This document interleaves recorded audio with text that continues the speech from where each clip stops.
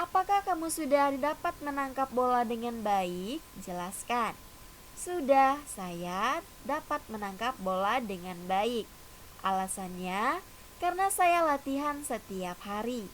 Caranya, bola ditangkap dengan kedua telapak tangan yang telah dibuka.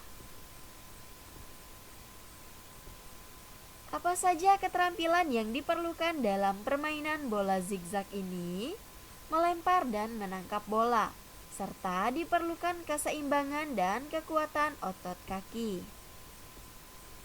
Apa rencanamu untuk lebih meningkatkan keterampilan dan melempar?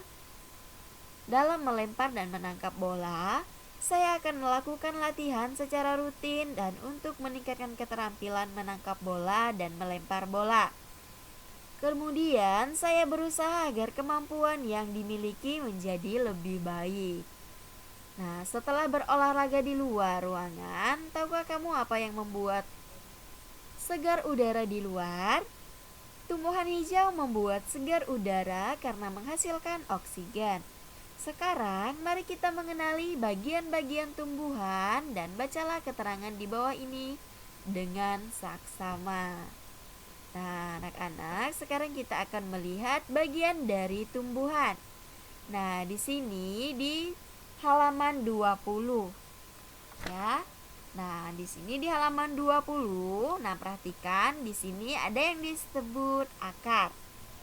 Akar adalah bagian tumbuhan yang umumnya berada di dalam tanah.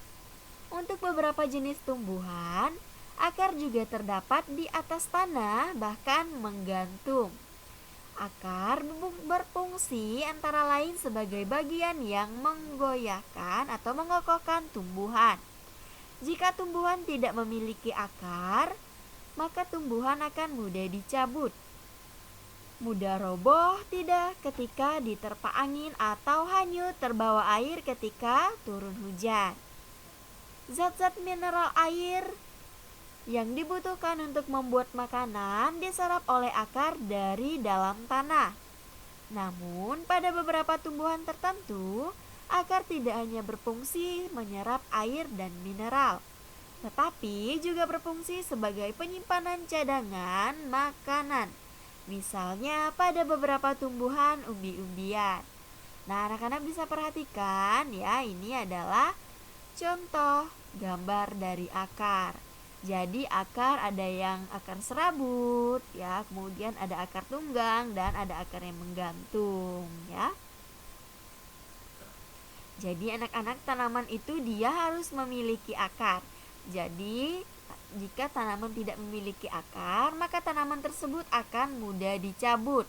Dan ketika diterpa angin dia juga mudah roboh atau tumbang. Kemudian jika terkena banjir, maka tanaman tersebut juga akan terbawa oleh air.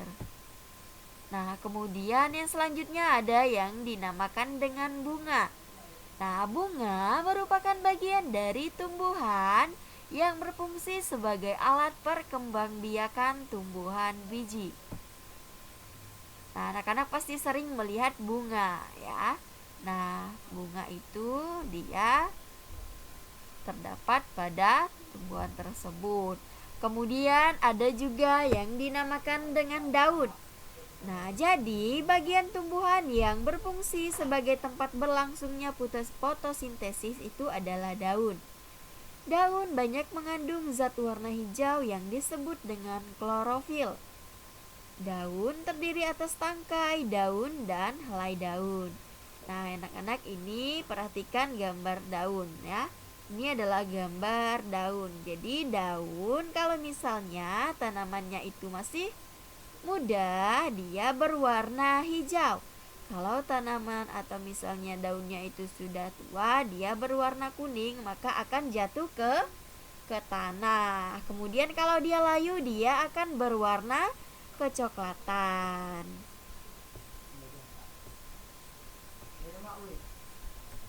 Nah, kemudian selain itu ada yang disebut dengan batang. Batang adalah bagian tumbuhan yang berada di atas tanah. Nah, adalah batang yang berfungsi sebagai tempat munculnya daun, bunga, dan buah. Batang juga berfungsi mengedarkan mineral dan air yang diserap oleh akar, serta zat makanan hasil fotosintesis ke seluruh bagian tumbuhan atau bagian tubuh dari tumbuhan tersebut. Jadi anak-anak, selain akar, bunga, daun, ternyata juga ada batangnya. Kemudian ada juga yang dinamakan dengan buah. Nah, buah merupakan bagian tumbuhan yang berfungsi melindungi biji serta cadangan makanan buah biji berkecambah. Contohnya buah mangga dan buah apel. Nah, buah mangga dan buah apel ini dia tadi termasuk ke dalam tumbuhan apa? Termasuk ke dalam tumbuhan yang memiliki biji berkeping dua atau yang disebut dengan tumbuhan apa? Ayo, siapa yang masih ingat tadi? Tumbuhan dikotil karena dia memiliki biji yang berkeping dua, ya. Jadi contohnya tadi seperti buah mangga dan buah apel. Nah, buah terdiri atas daging buah dan biji. Bagian ya yang kita makan itu adalah biasanya bagian daging dari buah tersebut. Nah, kemudian yang selanjutnya adalah biji.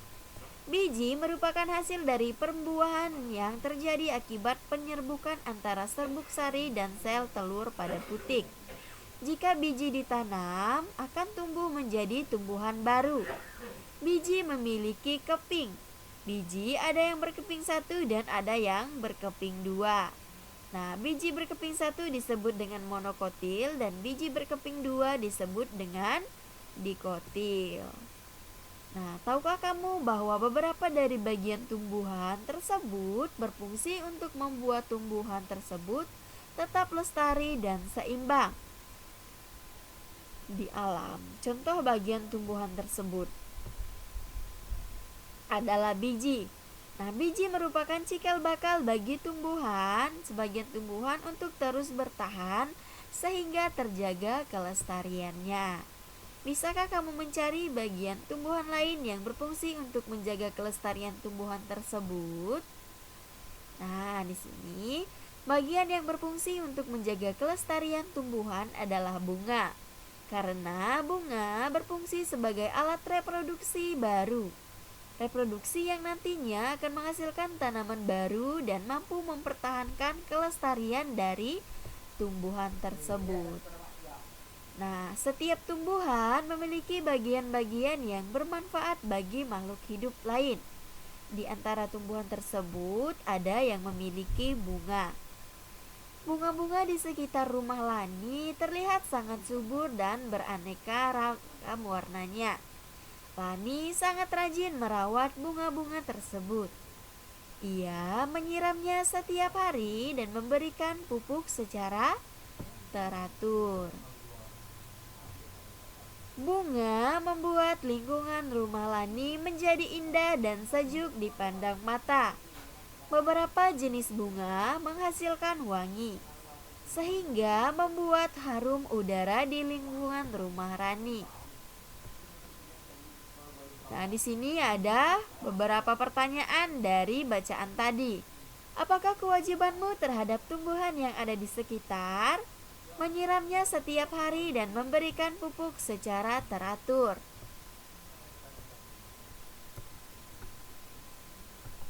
Apa manfaat yang bisa kamu peroleh dari bunga? Bunga membuat lingkungan menjadi indah dan sejuk dipandang mata. Apabila tumbuhan berbunga wangi, apakah yang sebaiknya kamu lakukan? Merawatnya dengan baik karena bisa membuat harum udara di lingkungan.